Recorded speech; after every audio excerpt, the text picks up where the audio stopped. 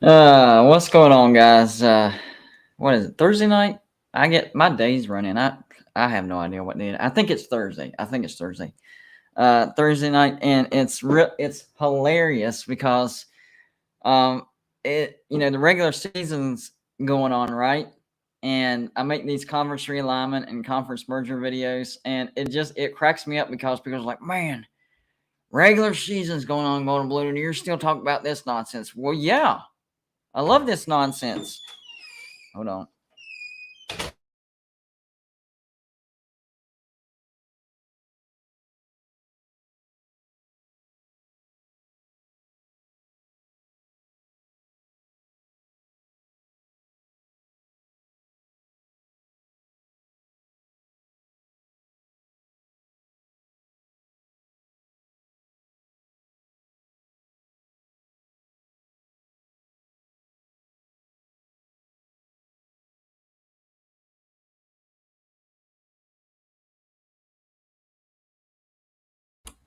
All right, I'll see y'all tomorrow night. Tonight's show is ruined. No, I'm just kidding. Uh,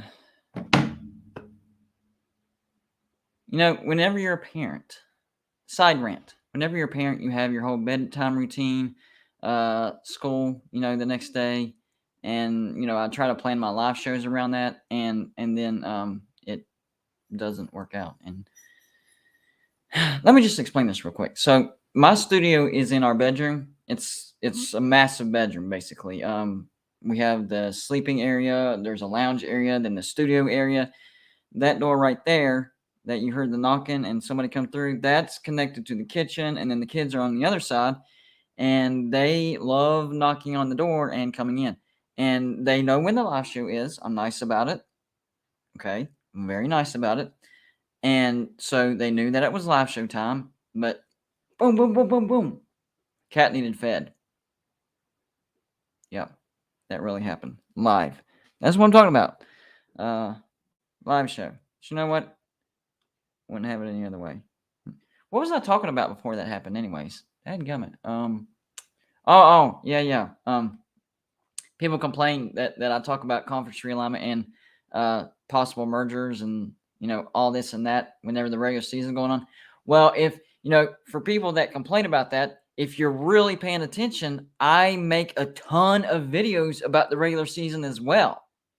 Here's the thing. So, all right, y'all tell me what you would do. All right, I'm gonna ask y'all this question. So, if you made videos about realignment, merger, all that stuff on one hand, and then on the other hand, you still make regular season videos, prediction videos, top 25 standings, everything to do with regular season, and just because the way it is, it has nothing to do with you. You make these types of videos and these types of videos, and the realignment and merger videos get way more views. What would you do?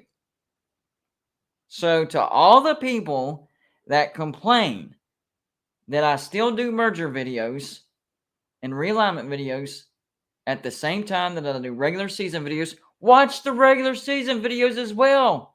And I would probably not have to do that much because they're the ones and I love talking about this stuff. But that's what I try to explain to people. They're like, why do you still do that? Well, because people still watch it a lot, even more than the regular season. It baffles me. I don't know why it's like that. I really don't, but it is like that. So there's your reason why I still do realignment and merger videos. That people still flock to them like like gold. Oh, shiny realignment merger. So I still do them, and I think it's very, very interesting as well. Today's video, I'm actually surprised that I didn't do it sooner. I gave my percentages on the possible conference mergers. If it's going to happen, who would it be? These weren't predictions. I wasn't saying this conference is 100% merging with that conference. That's not what I was. I went through every single possible conference merger, and I just gave my honest opinion and gave the percentage of what I thought, the chances of those two conferences merging. And it turns out, I think that the highest likelihood of two Power Five conferences merging, we're not talking about Group 5 right now, is the Big 12 and the ACC.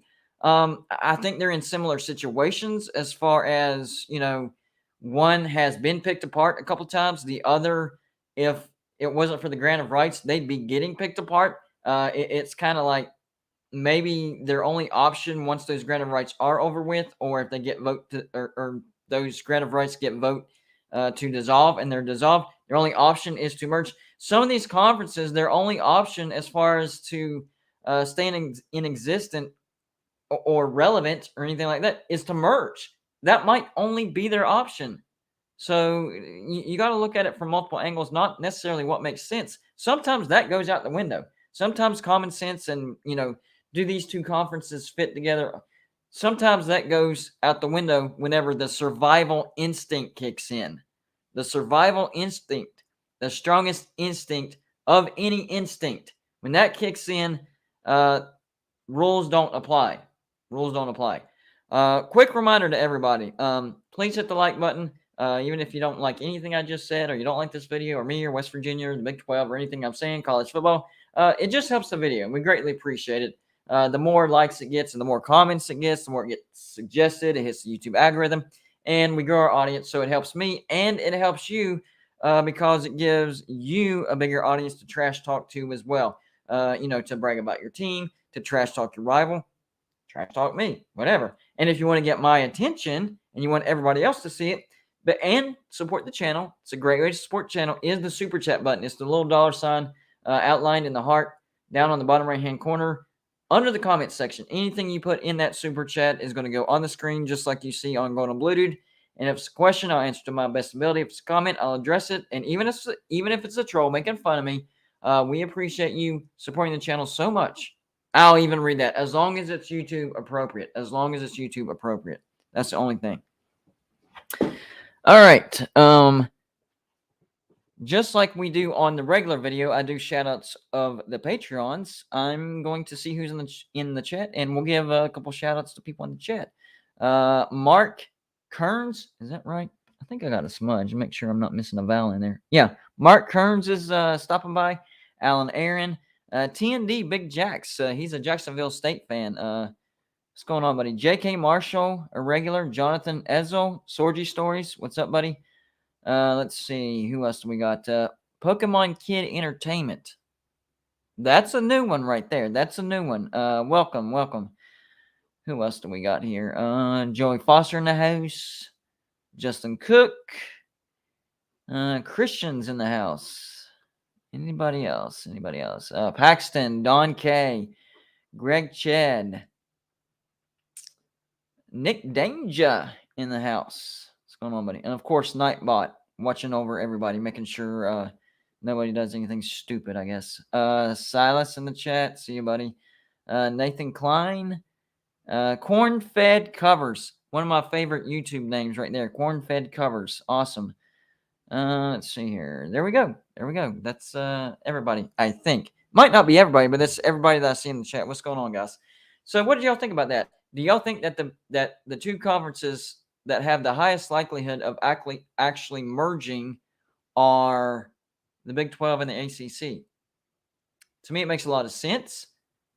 I think that unequal revenue is going to play a factor in any type of conference realignment, but with the ACC and Big 12 merging, it wouldn't be as big of a gap between the lower brands and the higher brands. So I even think that wouldn't be as big of a factor as with some of these others. And somebody said in the comments section, because I made some scenarios about the Big Ten or the SEC merging with somebody, that wouldn't make sense for the Big Ten and the SEC because that would show weakness, that they're desperate.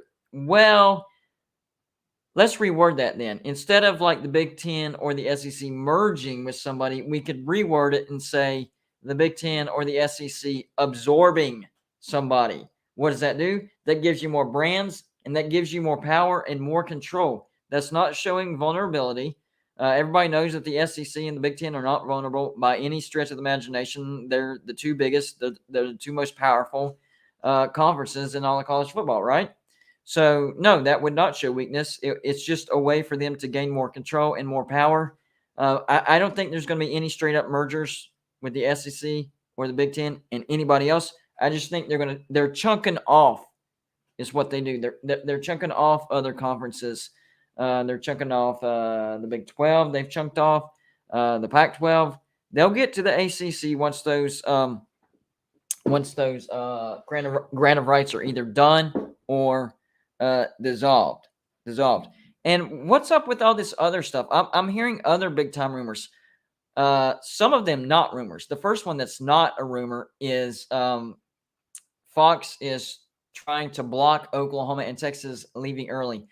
We heard Brett Yormark, the commissioner of the Big 12, saying they're actually trying to work with Texas and Oklahoma to, allow them to exit early.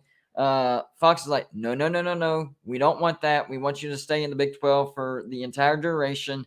So I'm kind of confused with this. Is this not for the Big 12 to decide? Is this up to Fox? Can they actually block Oklahoma and Texas from leaving early? How does that work? I thought it was. I thought it would be the conference that would be able to block or say no, you can't do that, unless Fox is like, hey, if they go, then we can do this, this, and that. Maybe they have some leverage on the Big 12, and hey, if they leave early, then you're not going to get paid as much for those extra years. This deal only includes Texas and Oklahoma, so it could be something like that, because outright, it wouldn't make any sense for a TV network to have the power to say, you can't leave, you're staying.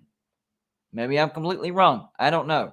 But that wouldn't make sense at all. But it's true. Fox is trying to say, no, no, no, Texas, Oklahoma, you're not going to leave early. You're going to stay till 2025. That's not just what I'm hearing. That's actually what's going down. Now, another thing that I am hearing that may or may not be true is unequal revenue share is starting to heat up in the ACC. Those bigger brands that can't leave the ACC because of the grant of rights, now they're trying to hold on, guys.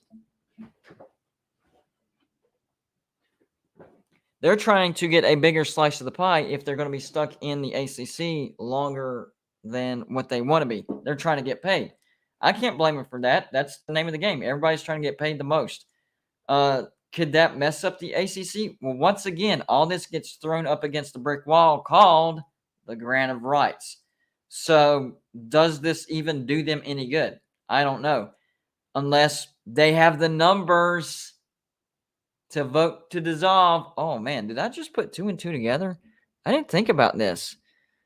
So these bigger brands, what if they have the numbers? Because it takes 8 members of the ACC to vote to dissolve the grant of rights and the ACC, and they magically go away, right? And so these brands that are asking for an unequal revenue share, they want a bigger cut than everybody else. Maybe they have the leverage of, well, we got 8 people that are willing to vote right now to dissolve the ACC sooner than 2036. If you want us to stay and to not vote to dissolve the grant of rights, show us the money. Show us the money. So that could be what's going on. By the way, guys, hold on. I should have done this at the beginning, but I always forget. This is a Thursday night, so you're more than welcome to join me. But, I got to put the link in. Otherwise, there's no way to know how to join me, right? And, of course, as usual, I forgot to do that at the beginning of the show. I always wonder, sometimes I get like 5-10 minutes into the show. I'm like, man, why hasn't somebody clicked the link? Oh, I haven't shared the link. Okay, yeah, that's why. Good old golden Bluetooth, right? All right, let's see. Let me make sure I got... luckily tonight we got some easier keystrokes, so hopefully I can do this a little bit faster than usual. Sometimes the keystrokes are absolutely ridiculous. All right, I think that's going to be it. Oh, I forgot one little thing, but one little thing is one big thing when it comes to this. So let me put this in here. And the way we're going to do this is, and I forgot that as well, of course. The way we're going to do this is we're going to do one at a time. We don't want to get too many people in here. So it's going to be first come, first serve. So if there's somebody already on the screen, you're going to be in the background until that person goes. If it gets to where people's waiting, then I'll give people 5-10 minutes. Then I got to move on. So just so y'all are aware of the situation here. Let me make sure this is right, by the way. Yeah, I think that's right. If that link doesn't work, just let me know. And make sure to turn on your camera before I put you on the show. If you don't want to be on camera while you're on the show, that's fine. But while you're in the background, right before I put you on, I just ask that you show me your face. That way I know you're not some kind of weirdo, because a lot of people have been doing it. In fact, one of my good friends, fellow YouTuber, well, not a good friend, but fellow YouTuber, got his channel taken down because he let somebody on that he didn't really know. That person showed something inappropriate on his channel, and boom, it was taken down immediately. 3 years of hard work. He did get over 1,000 subscribers, so he was monetized. But all those videos were gone. Looks like Cornfed wants to come on. I think this is the first time he's come on. This should be interesting. What's going on, buddy? Hey, buddy, how's it going, man? Pretty good. Love your background, man. Thank you. That's freaking awesome. So who are you a fan of, by the way? I don't think I've asked you that. I'm going to guess, but I'm probably wrong. I'm going to guess Nebraska. Is that correct? I would assume that. It's actually Purdue. Purdue. Okay. Purdue. You need a Purdue helmet? I see the Indiana shirt. So, okay, I got you. If you need a Purdue helmet, I'll send you one, buddy. Oh, yeah, absolutely. We do need a Purdue helmet. For sure. We have several Purdue subscribers on here, but I haven't got a Purdue mini helmet. So yes, we do, and I think Purdue actually has a pretty cool looking mini helmet because it's got the shiny metallic gold with the black, and I think that makes it pop. There's, I think a comparison as far as the same color scheme but doesn't quite pull it off is the traditional Army helmet. I don't think they pull it off quite like Purdue does. Although I do like Army. So what's going on, bud? I was ready for another great week of games. Going to be tough to match last week, but who does Purdue play this week? They're at Wisconsin. If you would have asked me before the regular season about this game, I would have said Wisconsin by 3 touchdowns. But honestly, Purdue hasn't taken as big of a step back as I thought they would, and Wisconsin is not good at all right now. I think Purdue has a chance of going on the road and beating Wisconsin. How are you feeling about it? Well, Purdue hasn't beaten them since 2003. I was a freshman. Yikes. It's always been, Purdue's kind of spread them out, slinging around, and Wisconsin's always that bugaboo team that just stuffs them on the line. And, the losing streak's there for a reason. Purdue's is not built to beat them, but this could be their best chance in years.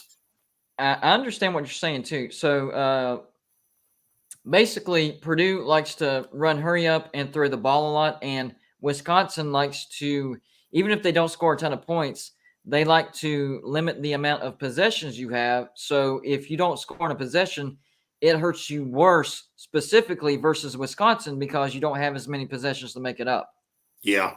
If it was at Purdue, I'd give them more of a chance, but at Camp Randall, they have to beat them before I can pick them to, let's say next year. Yeah, they got to prove me wrong before I can pick them again. I got you. If this was at Purdue, I would definitely take Purdue. But even this being on the road, and if it was a Wisconsin team that was looking halfway decent, I'd probably pick Wisconsin. But they look really, really bad. They're, believe it or not, this is crazy. Wow, they are dead last in the Big Ten West, and Purdue is second. I think y'all have a good shot. I think Purdue does it, and y'all move to 6-2 overall. It's a pretty good record.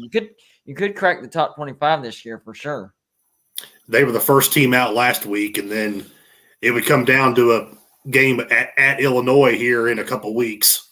Illinois surprisingly good this year too. But a lot of people actually saw that because Brett Bielema, he's been building something. And Illinois looked better last year, so it's just like they're building onto it. Kind of like, what's the team I'm thinking of?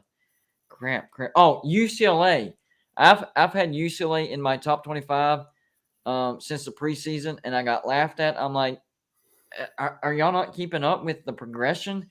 Yes, it took him 3 years to actually do something, but last year UCLA went 8-4, and he lost hardly anybody in the skill position. And the argument was always, well, he got decimated on the offensive and defensive line. That doesn't matter. That's not where he recruits. He recruits at the skill position level. So I was very confident that UCLA was going to take another step forward, and they have. They're undefeated. They're going into Oregon. They're a top 10 team. Maybe I didn't see that coming, but I definitely thought that UCLA was going to be a top 10 team. And so Illinois kind of falls in that bracket. And as far as Purdue goes, I had them taking, I would say a significant step backwards, not like fall off the map type of thing, but like maybe barely make it to a bowl. So you guys have actually done better than what I thought you would do this year. I thought your schedule was a little bit tougher this year. But then again, Wisconsin was part of that tougher schedule, and they don't look good. So maybe that's not the case, actually. Yeah, their win total was 7.5, but they dodged Ohio State and Michigan.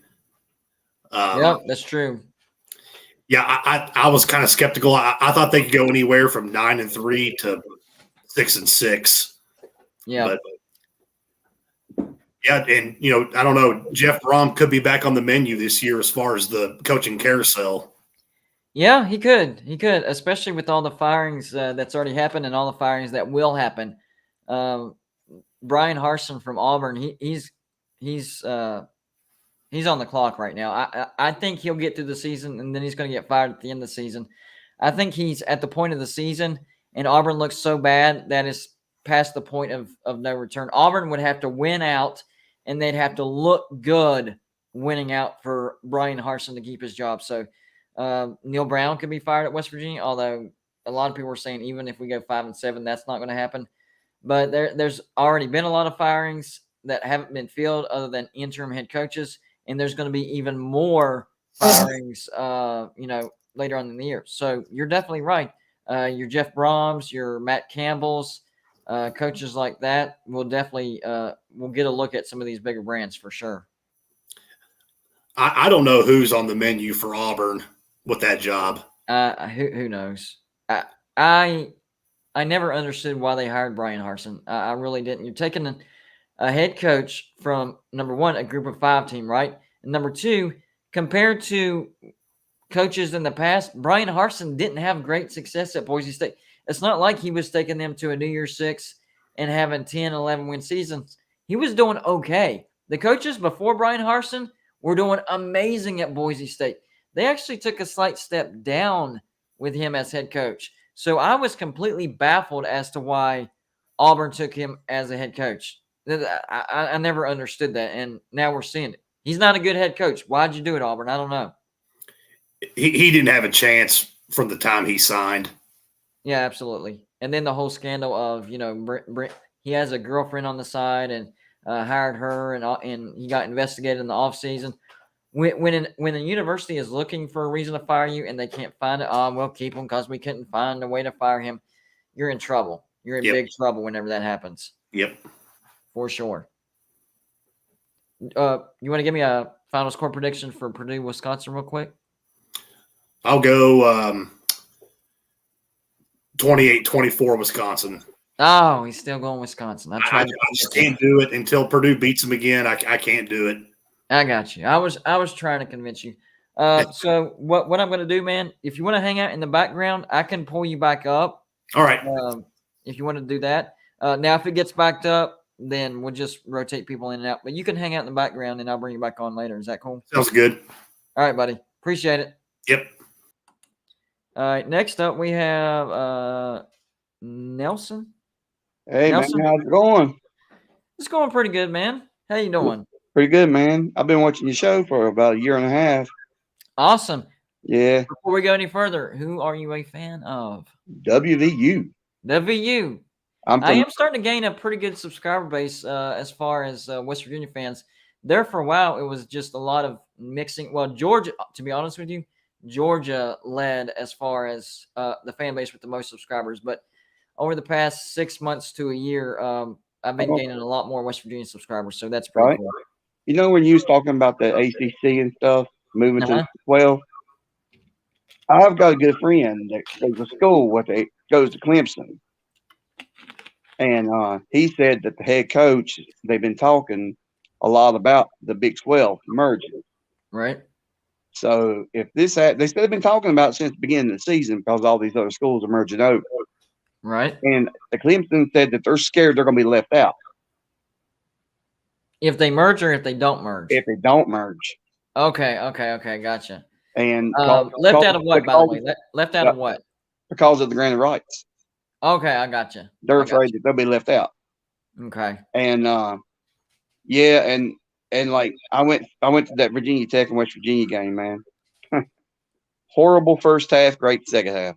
Yeah, we have to be more consistent, especially our defense. Like even that win against Baylor, we still gave up 599 offensive yards. We should have never won that game. No, we shouldn't have. It was that scoop and score and the blocked point after 2 fluke plays, and then of course JT Daniels is a pretty good quarterback. He threw 3 bad passes that I didn't like, and one of them was an interception. But overall, he had a pretty decent game. And then Tony Mathis, man, wow. It was like he was shot out of a freaking cannon. I was worried because we would have C.J. Donaldson against Baylor. Did not matter. Tony Mathis took over the game as far as our running game. So the combination of Tony Mathis, the scoop and score, and the point after, and JT being a good quarterback, that's what won us the game. Our defense, they're lucky. They are lucky they got bailed out. I think the biggest player on the team that's made the difference on there this season is Prater. Yes, Caden Prather is awesome. Yeah, he's made the biggest like move up to be like, the star of the team. And we thought it was going to be Wheaton, but it's not been. It's been Prater. Well, I think it's a little bit of both because Wheaton started out to be the go-to. I mean, I don't know if you're aware of this, but the stats show that Bryce Ford Wheaton is actually a top receiver in the country. But the past 2 games, it's been Prather. So hopefully it's a good 1-2 punch. And I made a video the other day about players that have transferred from West Virginia that may be regretting that decision.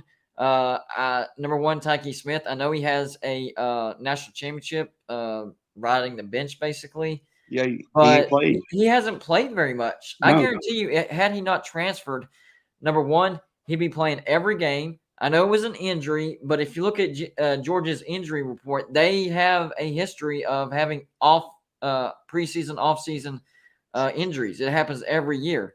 Yeah. So I think if he stays at West Virginia, he doesn't get injured, and he leads this defense. And this year, we have a great offense. So West Virginia would be a pretty good team. Same thing with, I think Bryce Ford Wheaton left because he didn't have any faith that our offense was going to take a step forward. Not Wheaton, Winston Wright Jr., excuse me. Winston Wright Jr. He transferred to Florida State. I really think that Reese Smith is the better slot receiver than him. In some ways, yes, but I liked Winston Wright as a kick returner. Great. Him transferring from Florida State hurt us in the kick return game. We're trying to use Reese Smith and Preston Fox for the kick return, but those dudes, every time they get back there, they're moving their feet, they're wiggling their shoulders. I'm like, if you're not set underneath the punt, run the opposite direction. There is no way on earth that you should be trying to field a punt if you're moving. If your legs are moving, if your shoulders are not square, get away from the ball. How many times have we muffed a punt because they're out there dancing trying to figure out where the ball is? Get away from the ball. It's better for us to get bad field position than for us to lose possession. I hate that. That cost us the game in Pittsburgh. Yes, it did. Yes, it did. Two bad plays. It's unbelievable. We should have they even had a bad snap in that game that hurt us pretty bad because that was on the drive that we were driving pretty good. And then, of course, the stupid coaching decision on 4th and inches. But at least he learned his lesson because now it looks like he's letting Graham Harrell go for it on every 4th down that he wants to. And I'm okay. We didn't get one against Baylor, but at least we're going for it now. I'm okay with that. Trying and failing is better than never trying at all. I got a question. All right. If WVU loses this game and loses the next, will they fire Coach Brown after these last 2 games? Well, there's 2 questions right there, okay? The one is will they, and the other one is should they. Should they, resounding yes. Will they? No. From what I'm hearing, multiple sources, up there in West Virginia. He could go 5-7, 4-8, and he's just not getting fired this year. Wow. That's not happening. He's just not going to get fired. Part of it is the buyout, and part of it is, they really have faith that he's building something. The thing is, yes, our offense has taken a massive step forward, and we all knew that, getting Graham Harrell and JT Daniels. But the past bad decisions of letting Jamil Adai go and promoting Jordan Leslie, who did nothing to earn that defensive coordinating spot, is coming back to bite him right now. Right now, our defense is trash. Last year, it was okay, but you could still see it decline. His first year was last year, and then this year, it's even worse. So bad decisions in the past are starting to come back and bite him now. When is he going to stop making bad decisions? I understand that things are improving on offense, but now we got to restart on defense. And I understand bringing in a new coach, you have to start all over again. I understand that as well. Yeah. But we would basically be starting from the same spot, right? Yep. I mean, really, if it wasn't for Jordan Jefferson and Darius on the defensive line, we wouldn't be nothing. Right. I mean, they're the best we got. Yep. I really wish that Hakeem Metzler we lost Hakeem Metzler. I think our defensive line would be awesome. Definitely the best in the Big 12 and arguably the best in the nation if Hakeem Metzler I think our secondary gets better when Charles Woods comes back. Man, that sucked. Injured. What was it? The first half of the Pitt game. Yep. My gosh, why? Yep. Why? And why are we not playing Jacoby Spells more at cornerback? Ajayi has made so many mistakes. Why is he still starting out there? I'm okay with McCormick. I know he had some. That dude has targeting issues. Yes, he does. Whatever, but his play on the field is pretty good. But Ajayi, rotate between. Here's your rotation right here: Wilson Lamp, McCormick, and Jacoby Spells, and then get Mumu Benwin Hodge some reps in there as well. Ajayi is trash. He gets beat all the time. Ajayi gets beat all the time. He has no recovery speed either. That boy is a hard hitter. Yeah. And, when I watched a lot of their practices online. Who are you talking about again? Maybe with Baha. Mumu? Yeah. Yes. He's a heavy hitter.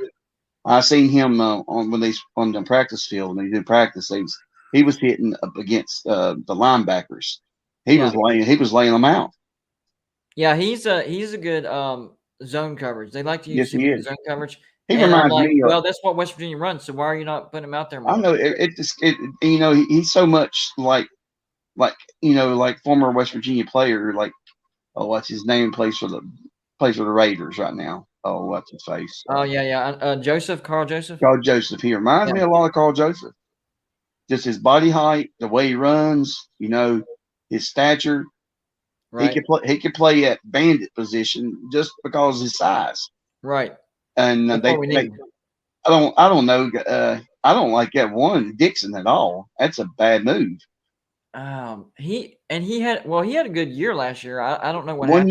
1 year. You can't make 1 year good. You can't make 1 year make it a good year. But look at the defensive line he had last year. What happened? He had a good year this year, and he's fallen off. What happened in the offseason that made him slide so much? Well, and Jasir Cox, I like him, but he's just way too undersized. Right. Did you see him returning? I think it was the scoop and score.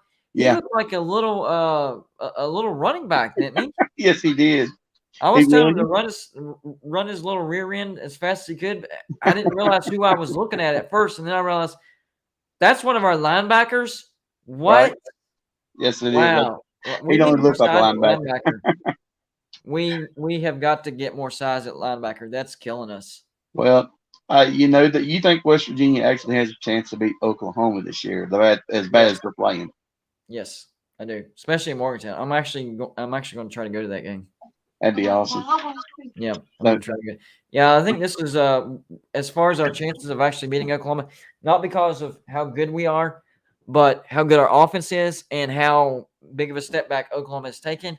And it's in Morgantown. I think the recipe is there for West Virginia to grab their first win against Oklahoma. I think a few years back, West Virginia played for the Big 12 championship when Will Greer was there, and wait, what? Say that again? Remember when Will Greer was there? They went and played Oklahoma. Yeah.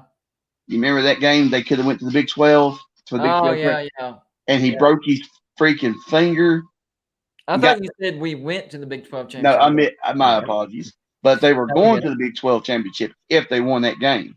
Right. And they lost, and he broke his finger in the first quarter. I remember that. Yeah. That sucked. And that one game where we put like 55 points on them, but we allowed them to score 59 or something. That was whoever had the ball last that was going to win it. And of course, Oklahoma had the ball 55-57. Ridiculous, man. Yeah, it was. I mean, we've come so far, so close to beating Oklahoma. Should have beat them last year. Yep. The one argument that I will shut down every time it gets brought up is, well, now you see, you shouldn't have ran Dana Holgorsen. No. Number one, we didn't run him out. He asked for a raise, and we said, why? No. You haven't done anything. Number two, he's now pulling Houston back. What Dana Holgorsen does, he's a good con artist. I made a video on this. He's a good offensive coordinator. I'll give him that. So he convinces these teams that he's a good head coach because he has a great offensive scheme. But the problem is none of his teams ever have a good defense. So he sets his program back because he's a terrible recruiter. He's lazy, straight up lazy at recruiting. Doesn't focus any energy on defense whatsoever. So anybody that has a pulse on defense will beat any type of Dana Holgorsen team. No, I do not wish that Dana Holgorsen was back at West Virginia. He is the reason why West Virginia is in the situation we're in. Right. Neil Brown is the reason we can't get out. Yeah. I mean, a lot of people don't like the reason why we're in this situation, and Neil Brown is the reason we can't get out. Yeah. See, a lot of people don't like Rich Rodriguez. I understand that, but that's acting childish, to be honest with you. He left the same reason you're talking about with Dana. He wanted more money. And but for his assistants. Yeah, for his assistants. A lot of people didn't realize it was. No, he wanted it for all of them. Himself, and assistants, and they shut him down. He wanted to be able to keep his assistants as well, so he wanted a pay raise for them. They said no. He bounced, and West Virginia has never been the same. That was the worst decision West Virginia could ever make. I tell you, and West Virginia fans are holding a grudge against Rodriguez. I'm like, you should be holding a grudge against West Virginia. Right. We're the ones that messed up. Yeah. And I don't like how he left. No, but that was a consequence of a decision that we made. That was on us. I watched his video. He regrets leaving the way he left. He does. He said he should have been more of a man, but the way they put him down in that, the way he talked in that video was saying that they didn't want him there, and why should it matter when he left? That tells you the ignorance of the higher ups at the time. Like, how do you not realize that West Virginia is the best they've ever been? The best era of West Virginia football, and you act like, you can leave whenever you want. We don't need you. 1988. What are you talking about? 1988 was probably the best year West Virginia ever had. Yeah, but the best era was under Rich Rodriguez, as far as consecutive years. Like we were being featured on ESPN. Oh yeah, Hour 3 with Schmidt, Slayton, and White. Warriors. We were so good. Listen to this. We were so good that even when Rich Rod left, right? Good old country boy Bill Stewart benefited from the recruiting West Virginia was saying. Bill Stewart did not know what he was doing. But West Virginia was recruiting at such a high level, it didn't matter. Right. It didn't matter. The teams that he coached, West Virginia should have been a one-loss or undefeated team. But he didn't know what he was doing, so we ended up, with 9-3 or 10 win, which is pretty good for West Virginia. But you compare that to the actual recruiting that we were doing, and we should have been much, much better. So he benefited from the foundation that Rich Rod had laid, for sure. Yeah, you agree. I agree with you because a lot of people does not recognize how powerful that the Big East was back then. Yes, they were a powerhouse. Yep, they beat up on teams like Auburn LSU, Alabama. I remember when Louisville beat Alabama that year. You remember that? Yep, I do. And Alabama was number 1 in the country. And then West Virginia turned around and beat Louisville. Yep. You know, so, I mean, that's to show the things that a lot of people don't know about the Big 12. I mean, the Big East back then. And I would love to see the ACC join because with the Big 12, because there's a lot of, moves that would be made. But yeah, well, you know me, I've talked about a lot of scenarios about what teams from the Big 12 go to the ACC and what teams from the ACC could go to the Big 12. The best move would be for them to merge. Yes, you would keep rivalries in the Big 12 intact. You'd keep rivalries in the ACC intact. And you would reunite rivalries that have been split apart between the Big 12 and the ACC. It doesn't stretch logistics to where it's a nightmare, but it's big enough to where it's a pretty big conference. You have a lot of great brands. I think revenue sharing would be fine. Probably a little bit of unequal revenue sharing, but it wouldn't be like this massive gap. I love it. I absolutely love it. Right. Yeah, I would love it too. And there's talk too about a few of the Pac-12 coming to the Big 12. Yeah. And I don't know because the Pac-12's falling apart. Yeah, we'll see. I mean, I've heard four corners. I don't like that. I think it's stupid, especially with Colorado. Big 12 does not need Colorado. I would take Utah and Arizona, but I know Arizona State's a package. So let's take Utah, Arizona State, and Washington State over Colorado. Right. That's my 2 cents right there. Yeah. And I would love to see West Virginia, not West Virginia, but the Big 12 pick up UCF. Yes. That would be an awesome pickup. You say the Big 12? The Big 12. Well, we are picking up UCF. Yeah, but they're not for sure yet. Look it up. What? Yes. They're not for sure. What? Yes. They're not for sure yet. Wow. Yep. Because wait a minute. Why would that be? Money. Why would that be? Money. Well, there would have to be something else going on. Like if for them to change their mind, because the revenue gap between the AAC and the Big 12 is massive. Yeah. So if UCF is sitting there saying, I'm not sure, that means something else is going on. Yeah. Like possibly an offer from somewhere else. I think the ACC offered them. That would make sense. What if instead of what we've all been thinking, West Virginia, Notre Dame, it's West Virginia, UCF? It could be. That'd be a great. See, I think ACC wants West Virginia. I think they do want West Virginia now. Oh, they are kicking themselves in the rear end for not getting West Virginia. I know. They see the revenue from the past 2 Black Diamond Trophy games and this year's Backyard Brawl and then next year's Backyard Brawl and then the next 2 years. They know. They want it to be in conference. They want all the money.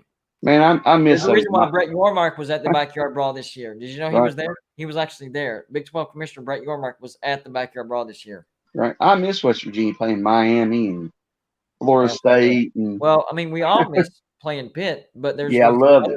Syracuse, Louisville, Virginia Tech, Miami, Boston College. Yeah. See, a lot of people forgets about all these other schools that West Virginia had real strong ties with. But those other schools haven't, because every time I say that West Virginia misses playing Pitt and I don't go far enough down the line, I'll see fans from Syracuse go, well, we miss playing West Virginia too. Boston College fans go, well, we miss playing. They remember too. So it's not just one-sided. Yep. See, that would be a really good, thing for the organization to do to make moves. Nelson, I'm going to put you in the background real quick. I got Robert popping up. So if you want to stay in the background, that's cool. If you want to leave, that's cool as well. Whatever you want to do, buddy, is up to you. All right, man. Take it easy, man. Appreciate you coming on, buddy. Awesome job. All right, man. Hey, Robert. What's going on, buddy? Not much. Just chilling. Just chilling. I hear you, man. So a lot of things going on behind the scenes that's starting to come to the surface. I mentioned a couple things earlier, how teams are starting to murmur in the ACC, starting to complain about unequal revenue share. And the only reason that I see that possibly making sense is, maybe they have some leverage saying, hey, we got the numbers to dissolve the grant of rights if you don't give us, our more money than Boston College. Like if I were Clemson, I'd be like, we are making you a ton more money, more than Boston College. give us the money that we're making you. You can give them a smaller percentage. It's basically paying brands and teams what they're earning. What is wrong with that? That's one thing that I've never understood about conference media TV deals and grant of rights and all that stuff. Why can't they look at to me, it's laziness. That comes off as laziness. We'll just go with a flat rate and everybody gets the same amount. Well, what? What? That would be like McDonald's saying everybody gets manager's salary. We don't care. Everybody's getting the highest, everybody gets also, you have to think the TV networks are like, this is what we're going to give you, and that's it. Too, right. That's the number one thing. It's not really the conference. The conference is really strapped because of what the network gives them. Right.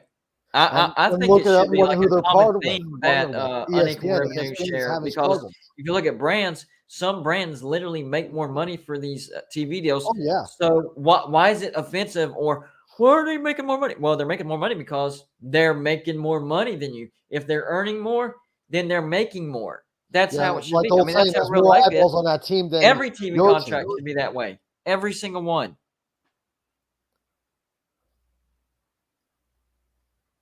ACC, Big 10, Big 12, Pac-12, SEC, Group of 5, whatever you're bringing in, that's they can do their own slide table and figure out how much equals what percent. And if it has to change from year to year, I know that's a pain in the rear end, but so be it.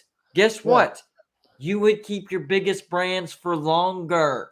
If you pay your biggest brands longer because they're earning more for you, you will keep them longer. I'm just saying. Well, here's an easy way of doing it. Do it based on their attendance for the year. Well, I mean, you could do it that way, but you got to look at everything. You got to look at attendance. You got to look at I'm just saying revenue that they bring from eyeballs. Because the problem with that is you can't go by sheer numbers whenever it comes to viewership, because some TV markets charge more, so they don't have to have as many eyeballs to make more. So it would be a little bit of a pain in the rear end, but it's very doable, especially with the technology that we have these days. Yeah, that's the reason why I'm saying it now, because it's very how much money this team is making with their viewership. You factor in market, number of eyeballs, attendance, everything that factors in. This is how much they make, and you reward the percentage that way. It makes a lot of sense to me. Oh, yeah. That was the reason why I was thinking like that. That's the best option then. Kelly House, is that House or Haas? I think that's Haas. Kelly Haas says, sent you Boise State gear. Haven't got it yet, but I'll keep an eye on it. Today we got our Pitt helmet from Richard King. It is now on, it's now on the ACC shelf. I need to go back and rearrange my helmets because I have them arranged in pairs from last week's games. So I got to look at this week's games and pair them up that way. So I don't have a Texas Tech mini helmet, and I have a lot of Texas Tech subscribers. So West Virginia can't be paired up with anybody this week because that's who we play. So that's a shame, but it is what it is. Last check, we have, I think, 45 mini helmets. So damn, we have a long way to go because there's 132 altogether. But the way I look at it is that's over a span of 4 weeks. I was not expecting that type of response. That you guys have absolutely blown me away. Amazing job, guys. Amazing job. If you're interested, if you're interested in sending me something and you haven't yet, there's your address. So there you go. And it doesn't have to be a mini helmet. People send pennants, signs, shirts, mugs, anything is cool. The reason the pennants and the signs aren't up right now is because the front of this isn't done. As soon as the construction is done, I'll get it up. Which, by the way, I got blasted in my comments section earlier from whenever I posted the picture about the Pitt mini helmet, and it was the person. And I'm not going to mention names. I'm not trying to do that. But it was the person that sent the 1988 cheerleader West Virginia terrible towel to me, and the person was like super, super mad that it wasn't in my background, and it just so happened it came right when construction was starting to go down, and as you can see, a lot of the stuff that I had on my wall is not on the wall because construction's not done yet. So it was just a timing issue, but I have it back there now. So yeah, construction usually always, when you're doing I something always like get that, jumped it's not onto for easy. something. So tomorrow we'll see what I get jumped onto. It's something different every day. Yeah, when I was watching the video about the mergers and everything you were saying, I'm like, some I would say a little higher, but not by much. You get what I'm saying? You're pretty spot on. Some you were saying were about 5 points less than what I would give, or what was actually exactly the high end. Yeah. Well, the two that I think have absolutely no chance of happening. Well, really, there's one. I know I put 2 at 0%, but the one that I'm like absolutely certain would never, ever, ever happen is the Big Ten and the SEC. They are each other's biggest competitors. They are the biggest money makers. If they did that, they really wouldn't gain anything. They want to make their money to themselves, not have to share. That conference merger has no chance whatsoever. It's not necessary even. Culturally, they clash, and it just wouldn't make it would make absolutely zero sense. So that's, if anybody ever talked about that merger being a possibility, I would troll them. I get trolled a lot. Somebody makes a video about that and it actually happening, I would troll them. That's how. In that case, with that one, I would say negative 100%. It would never happen. There's no chance for it. But the ACC and the Big 12, that sounds appealing. That sounds very appealing. Well, especially for West Virginia fans, because all of our rivals are in the ACC, but at the same time, it's good for all the other members in the Big 12 because you're not breaking up any of those rivals. Texas and Oklahoma are going to the SEC. That's something that the ACC can't help. So at least you're keeping that little group together, and you're also helping Cincinnati because Cincinnati used to be in the Big East, and so they would get to play their rivals as well. And I think that mega conference would make way more money than per team, not just all together, but per team. I think it would make way more money than what either the Big 12 or the ACC is making per team right now. Correct. Then it would be considered as Fox's responsibility then if they would merge with the Big 12, because if we give the Big 12 control, it would be Fox's payout to the Big 12 then. Well, I think that would be kind of a battle between Fox and ESPN because, of course, Fox's primary customer, if you will, is the Big Ten, and ESPN's primary customer, if you will, is the SEC, right? Those are their primary customers. That's who they make the most money. That's who they pay out the most to. But their secondary customers, Fox's secondary customer is the Big 12, and ESPN's secondary customer is the ACC. So if those two conferences did merge, the bidding war between ESPN and Fox would be jaw-dropping. Now, don't get me wrong. It's not going to be numbers as high as the SEC or the Big Ten, but compared to the money that the Big 12 and the ACC is making right now, it would be substantially higher. It wouldn't surprise me if the payout per team could jump upwards 65, 70 million. And that's a big jump. And I think that would be enough to keep Clemson and Florida and my State, guess who would win out of those two TV networks, they just don't like the money that they're making in the ACC. Yeah, they love the ACC networks. I would think most likely Fox would be the one that would have the better advantage at that, because ESPN has to go through everything. Who has the most money, and then you got to look at your secondaries like your Amazon affiliations and on down the list. Yeah, I'm just saying. But you might be right about that because they backed out of the negotiations for the Pac-12. Because you have to think who's runs. If ESPN does give the Pac-12 a deal, then they're putting out money for them. So Fox, you might be right on that. Fox might have the upper hand on that negotiation. Yeah. Plus, also Fox is not as deep in debt either.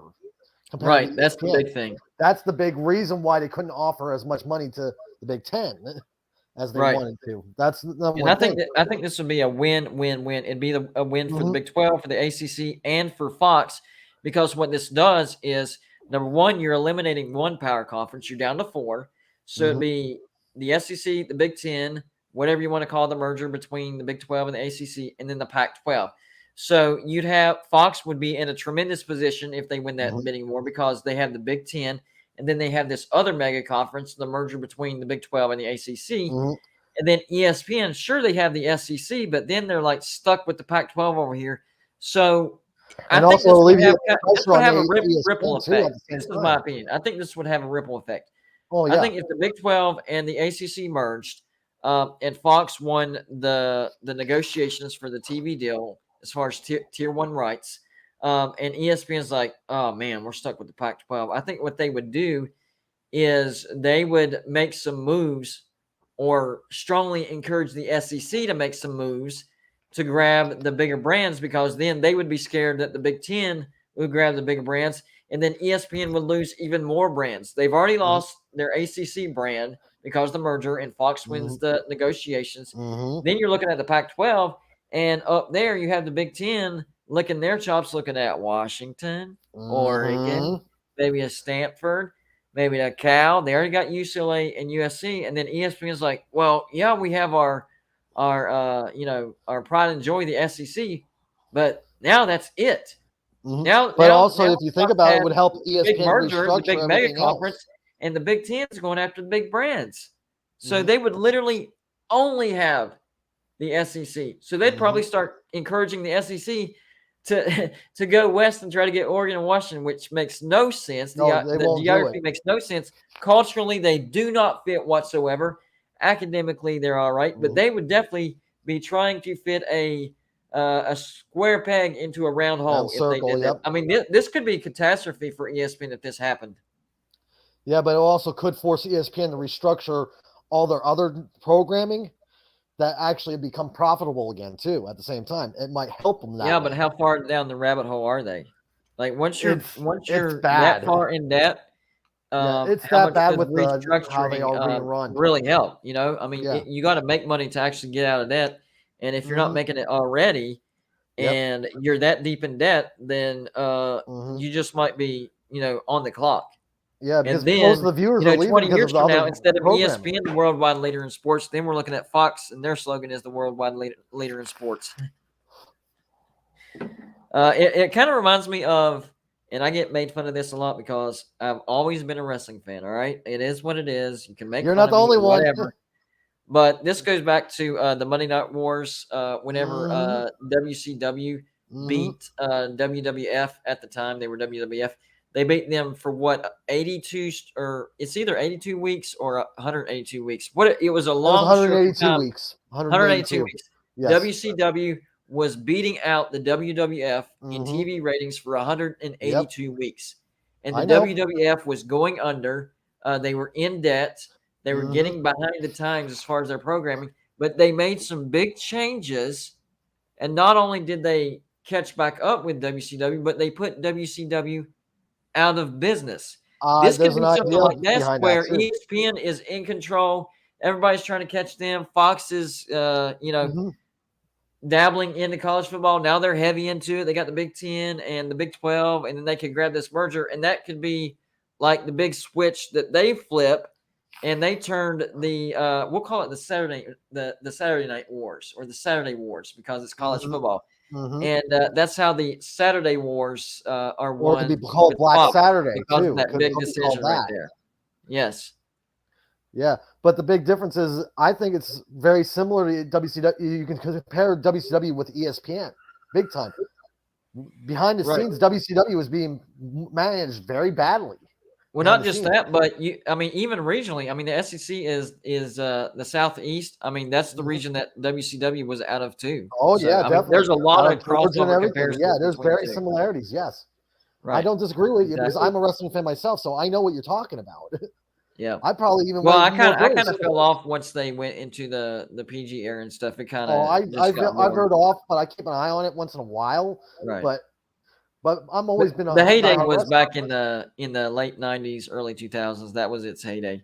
Yeah. And my question is, back during its heyday for wrestling, nobody ever thought that they would look back. And number one, nobody thought that WCW would ever go out of business, and nobody ever thought that would be the heyday, and then it's okay from here on out. Could college football be the same way? Is college football in their heyday, or have we already passed our heyday? And from here on out, it's okay. But man, do you remember 2007? Man, do you remember the early 2000 teens or the late 2000 teens? You know, I know what I you're have talking to about. fear It's that gonna college football in the closer and future closer. is not going to be good as college football present. That's and I know change is always difficult. And college football now is completely different from college football in the 90s. And the 90s was completely different from the 80s, and the 80s from the 70s. It's a progression.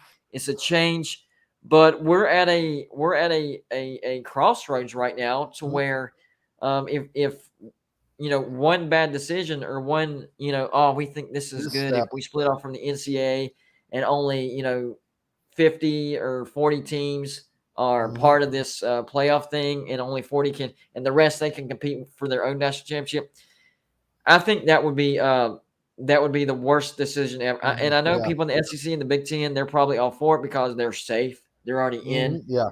But you need all the teams in the Power Five to have a chance for it to be college football. Otherwise, you're taking another step forward to trying to be the NFL. Another step forward. Yeah. Another step forward. The NIL was a step in that direction. And you can ask everybody. I was making videos before the NIL was passed, and I was for it. But there needed to be guidelines and rules before they passed it. The problem is they put the horse before the cart. They passed the NIL before there's rules and guidelines. And now it's haywire. Now we're having to backpedal and try to, how do we get this train back on the track? Now it's all bonkers, man. It's all bonkers. Yeah. When you think about it, when you were talking about college football back in the day, you're talking like some of the older wrestling fans when it was back in the territory days. Right. The conferences are becoming like the old territories. They're being pretty much destroyed in front of our own eyes. Like those old wrestling fans from the 70s, 60s. Some of them are still alive, and they're telling those stories. Yeah. And what happened there. We can take really big notes from them on what's going on in college football right here. And honestly, I think a lot of people get me confused. I'm not against the NIL. I have been for it before it was passed, and I'm still for it. But the problem is they passed it before there were any rules in place. You can't pass something like that with no guidelines or no rules because basically it's whoever has the most money wins.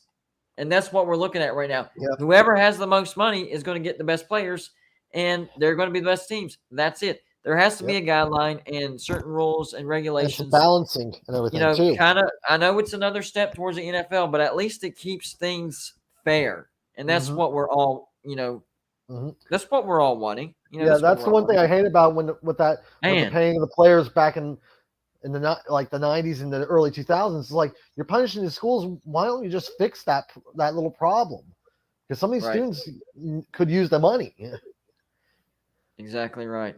Yeah, but Robert, I'm gonna wrap up, man. So I'll let you get your last word in. Corn-fed, stay where you are. I'll let you get your last word in as well. But I'll let you get yours first, Robert.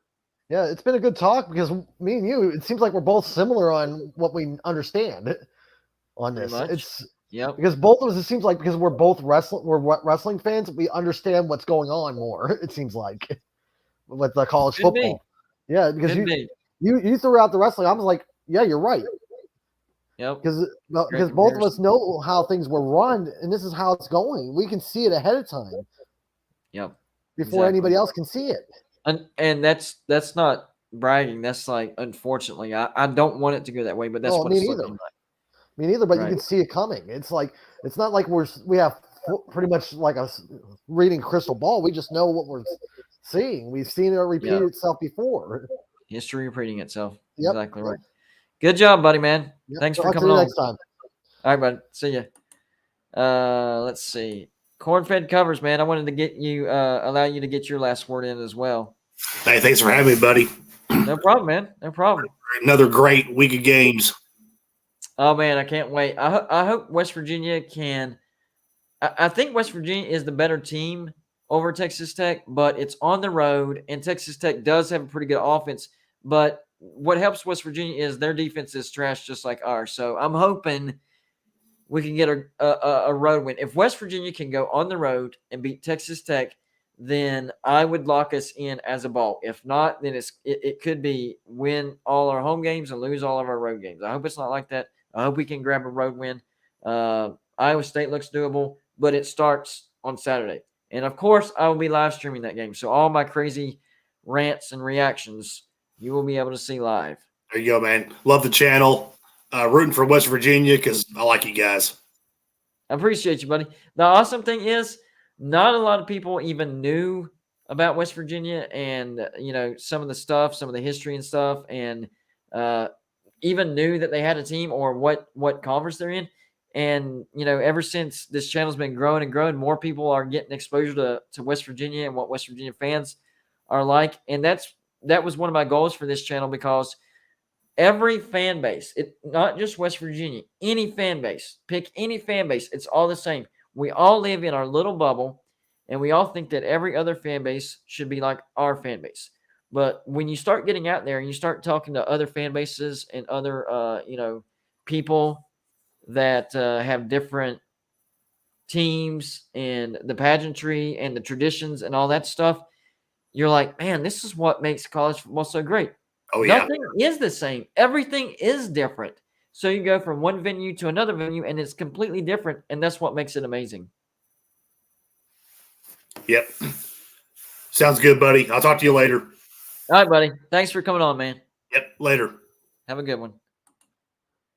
All right, guys. We'll wrap this one up. Appreciate everybody that stopped by. Make sure to hit the like button on the way out. We greatly appreciate it. Still helps the video, even though we're not live anymore. It still helps the video get views, grows the video, and that's what we want. Tomorrow we will be having a live show. Not sure exactly what time. It's probably going to be a little bit of a later one as well because we have the one on the West Virginia channel. But we'll work out the time for that. I've got some things I got to do over the weekend, so I probably won't be doing a live other than the West Virginia game itself. Other than that, that's probably the only live show that I'll be doing. So there you go, guys. Hopefully y'all enjoyed it. Remember, for me, it's not about being right. You know why? We're all wrong sometimes. If you're one of those people that you're only worried about being right, I actually feel bad for you because that means when you're wrong, it crushes you. I don't care. Sometimes we're wrong.